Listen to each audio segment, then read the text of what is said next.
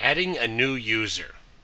We would come down here to the start, go to Control Panel, and the user accounts is right here. And when we click on that, we show us, the administrator. And you can come over here.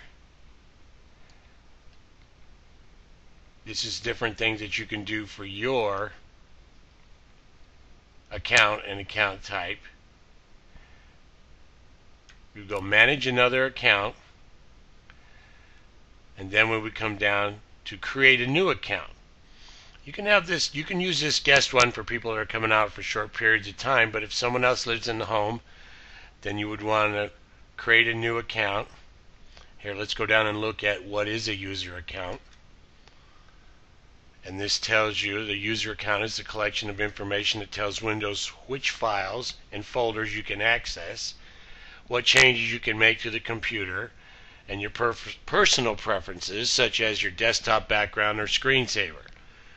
So your user account could be different than somebody else's. You could have different icons on your desktop, a different background, but that doesn't change theirs, because you could log off of yours and log on to theirs, or you can just switch users, which you would see down here.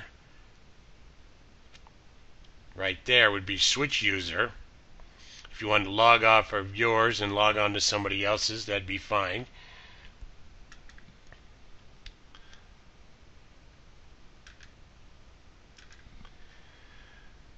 And there are 3 types of accounts. Each type gives users a different level of control over the computer. The standard accounts are for everyday computing. Administrator accounts provide the most control over the computer and should only be used when necessary. And guest accounts are intended primarily for people who need temporary use of the computer.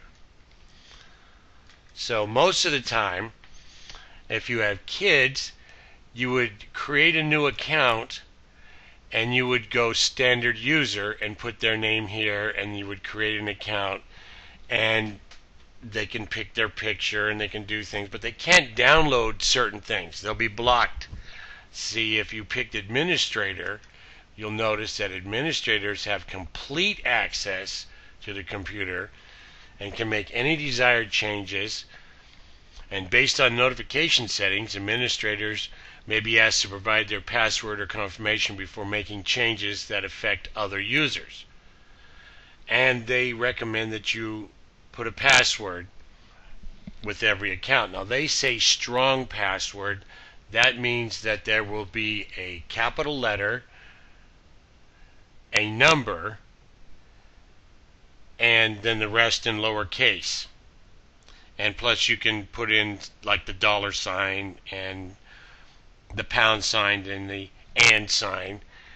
But a lot of times it won't take certain characters, and it will tell you if it doesn't take that character. But a strong password consists of most passwords are all lowercase, so you would have at least one uppercase, preferably not in the very beginning, and then one number, hopefully more than one number, and then a character.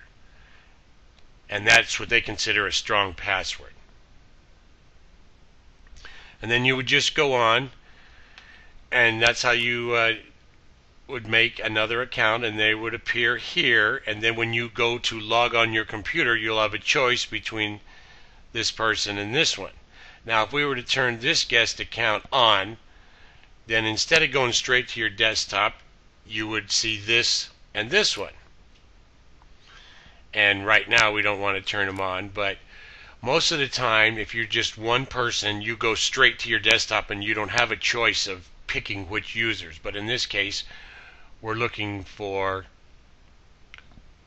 a way to add more users. And then there's a way you can set up parental controls. That's right down here. And after you have the user made, you would come in here, or you could create a new one right here. And you could install additional controls like web filtering and activity reporting. And right here you would click install additional controls and read up on it right here. This is a you go to the website and watch a video about how to add additional controls with parental controls, because it's pretty important if you got little kids and you don't want them accessing certain sites. So it's pretty important to have these parental controls on. It will block certain websites for them.